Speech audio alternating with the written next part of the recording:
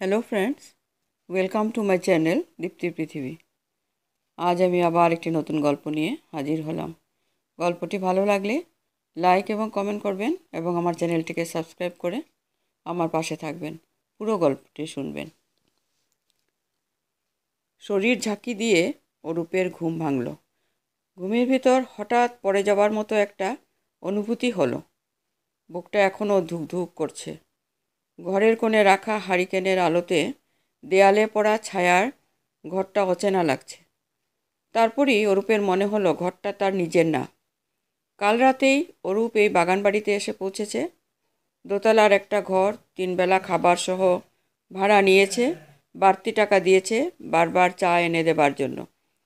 অরূপের লেখা উপন্যাস ঠিক শেষের দিকে এসে আটকে গেছে।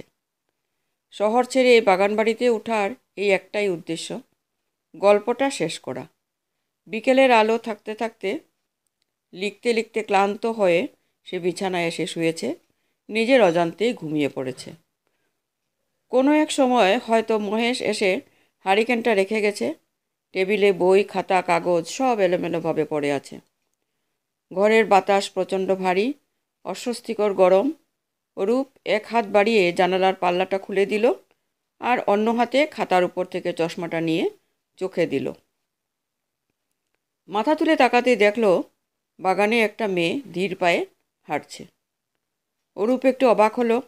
রাত কটা বাজে অরূপের কোনো ধারণা নেই। বাগানবাড়িতে পৌঁছানোর পরই তার পকেট ঘড়িটা থেমে গেছে। এই গ্রাম এলাকায় ঘড়ি সারানোর কোনো ব্যবস্থা নেই, এটা সে বিকেলেই মহেশের থেকে জেনেছে।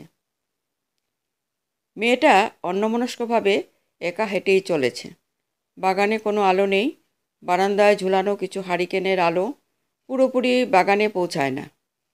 অরূপ দেখে ধারণা করল মেয়েটার পরনে শাড়িটা হালকা নীল রঙের, ভালো মানের।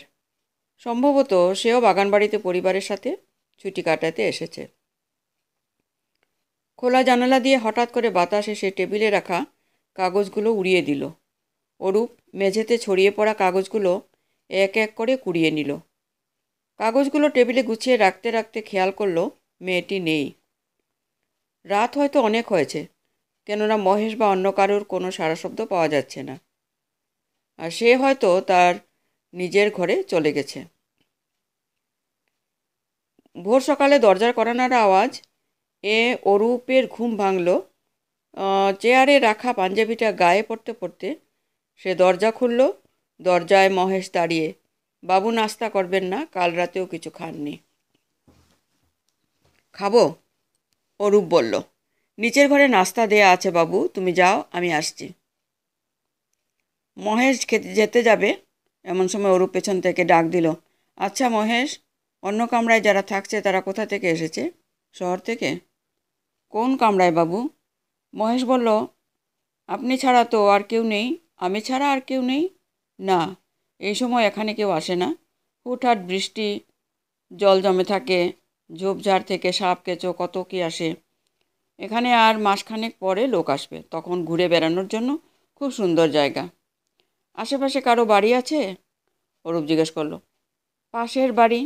সে তো অনেক দূর। কেন বাবু?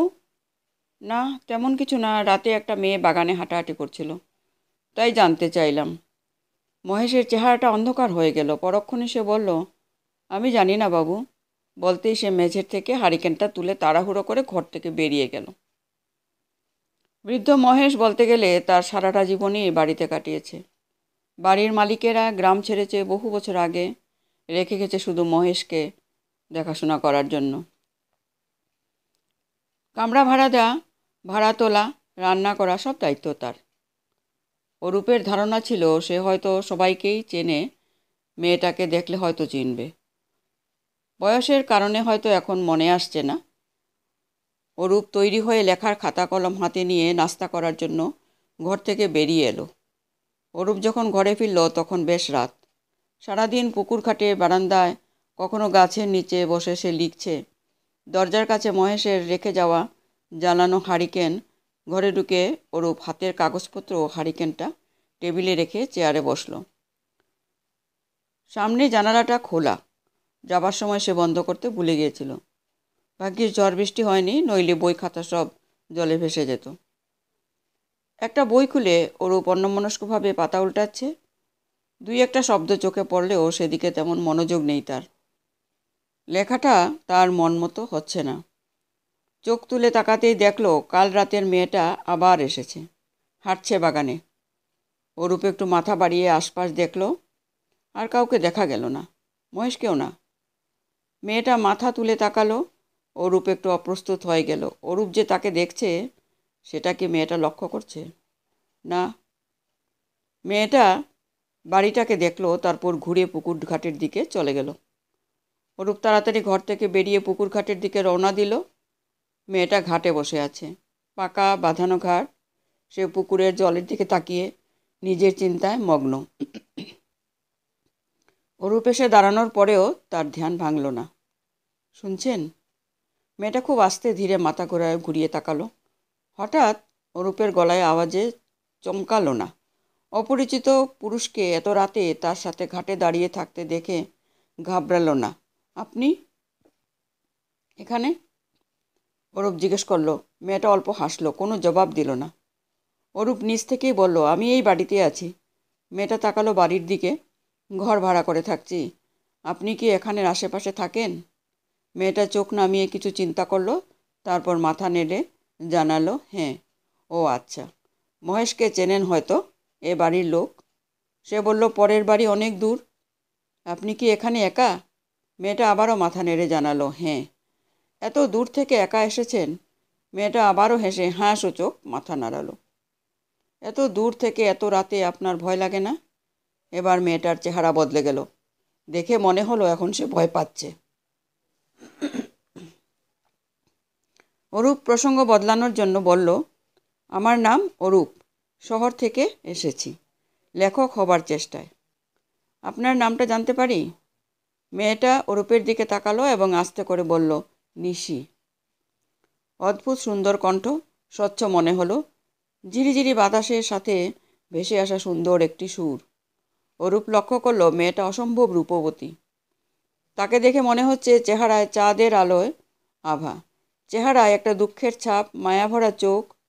অরূপ মুগ্ধ হয়ে দেখছে হালকা বাতাসে উড়ছে নিশির চুলগুলো। বাতাসের বেগ বেড়ে চলেছে। নিশি উঠে দাঁড়িয়ে দাঁড়িয়ে বলল, আমায় যেতে হবে। অরূপ কিছু বলবে, তাকে যেতে মানা করবে বা তাকে এগিয়ে দেবার জন্য যাবে, তার আগেই নিশি সিঁড়ি দিয়ে নেমে পুকুরের ধার দিয়ে হেঁটে অন্ধকারে মিলিয়ে গেল। পরদিন সকালে নাস্তার টেবিলে অরূপ মহেশকে বলল, মহেশ, রোজ রাতে বাগানে একটা মেয়ে হাঁটতে আসে। মেয়েটা কে? দূর থেকে আসে বলল। মহেশ চুপ করে তার হাতের কাজ চালিয়ে গেল, কোনো আওয়াজ করল না। অরূপ আবার বলল, এত দূর থেকে একটা মেয়ে আসা যাওয়া করে, কত বিপদ আপদ হতে পারে, তুমি তাকে সাবধান করে দাও না কেন? মহেশ এবারও জবাব দিল না। তুমি নিশ্চয়ই ওর পরিবারকে চেনো। তার বাড়ি চেনো? তার বাড়ি কোথায়? আমাকে বলবে? আমিই যাব। মহেশ এবার ঘর থেকে বের হয়ে যাবার জন্য দরজার দিকে এগিয়ে গেল। মহেশ, মেয়েটার বাড়ি কোথায় বললে না যে? মহেশ উত্তর দিল, আমি কিছু জানি না বাবু, আমি কাউকে দেখিনি। আমি দুরাত এখানে আছি, দুরাতেই মেয়েটাকে দেখেছি, আর তুমি কখনো দেখোনি। আমি কাউকে দেখিনি বাবু, বলে মহেশ চলে গেল। অরূপ আজ সারাদিন তার ঘরেই ছিল, লেখাটা শেষ করার চেষ্টা করছে। মহেশ দরজার কড়া নেড়ে ঘরে ঢুকল। অরূপের সামনে এক কাপ চা রেখে চলে যাবার জন্য এগুলো। দরজায় গিয়ে মহেশ থামল। ওখান থেকে বলল, বাবু, কেউ আপনাকে ডাকলে যাবেন না। অরূপ চোখ না তুলেই জিজ্ঞেস করলো, কি বলছো? কোথায় যাব না? মহেশ ঘুরে এক পা এগিয়ে একটু ব্যস্ততার সাথে বলল, কেউ আপনার নাম ধরে ডাকলে যাবেন না বাবু। জায়গাটা ভালো না, কেউ আপনার নাম ধরে ডাকলে আপনি অপেক্ষা করবেন। সে 3 বার ডাকে না বাবু। কেউ আপনার নাম ধরে ডাকলে আপনি যাবেন না। নিজে নিজেই হড়বড় করে বলতে বলতে মহেশ ঘর থেকে বেরিয়ে গেল। অরূপ অবাক হয়ে দরজার দিকে তাকিয়ে রইল। মহেশের কথার কিছু সে বুঝল না। মহেশের কথার খুব একটা গুরুত্ব সে দিল না। বয়স্ক লোক, নিরিবিলি জঙ্গলের মাঝখানে এত বড় একটা বাড়িতে একা থাকে। তার মাথার আর কথার কতটুকুই বা ঠিক আছে। মহেশের চিন্তা বাদ দিয়ে অরূপ চায়ের কাপে চুমুক দিল। মাঝরাতে অরূপের ঘুম ভাঙল। ঘরে হিম হিম ঠান্ডা বাতাস বইছে। জানালাটা খোলা। উঠে জানলা বন্ধ করার ইচ্ছে হলো না অরূপের। ঘুমটা কেটে যাবে। সে চাদর টেনে পাশ ফিরে আবারও চোখ বন্ধ করল। অরূপ। কিছুক্ষণ পর অরূপ কিছুক্ষণ পর অরূপ অবাক হয়ে চোখ খুলল। কেউ কি তাকে ডাকছে? মনে হলো অনেক দূর থেকে কেউ তার নাম ধরে ডাকছে। অরূপ একটু অবাক হয়েই উঠে বসল, কান পেতে শোনার চেষ্টা করলো। এবার আরেকটু কাছ থেকে আওয়াজ এলো, অরূপ। অরূপ তাড়াতাড়ি জানলার কাছে এসে দাঁড়ালো। দেখলো নিশি বাগানে দাঁড়িয়ে, তার চেহারায় একটা হয়রানির ছাপ। অরূপকে জানালায় দাঁড়াতে দেখে নিশি হাত ইশারা করে অরূপকে নিচে নামতে বলল। তার চেহারায় হাতের ইশারায় একরকম অস্থিরতা টের পেল অরূপ। তাড়াহুড়ো করে নিচে এসে নিশির সামনে এসে দাঁড়ালো। নিশি বলল, আমায় একটু সাহায্য করবে? অবশ্যই করব। কোনো ঝামেলা হয়েছে? আমি কি করতে পারি বলুন? আমি ফিরে যেতে পারছি না, তুমি কি আমাকে একটু পৌঁছে দেবে? এত রাতে? আমি তো এলাকাটা চিনি না। আমি তো চিনি। তুমি শুধু আমার সাথে যাবে, আমি তোমাকে নিয়ে যাব। অরূপ ভাবল নিশি পথ চিনিয়ে তাকে নিয়ে যাবে, কিন্তু সে একা পথ চিনে ফিরবে কি করে? অরূপ বলল, আপনি না হয় আজকে রাতটা এখানে থাকুন। মহেশকে বলে আপনার জন্য একটা ঘর খুলে দিই। কাল সকালে আপনাকে পৌঁছে দেব। নিশি বাড়ির দিকে তাকিয়ে বলল, আমি এখানে থাকতে পারবো না। তারপর অরূপের দিকে তাকিয়ে বলল, আমায় এখনই যেতে হবে, বলো আমার সাথে যাবে। যাব, কিন্তু আমি ফিরবো কী করে? এবার নিশি হাসল।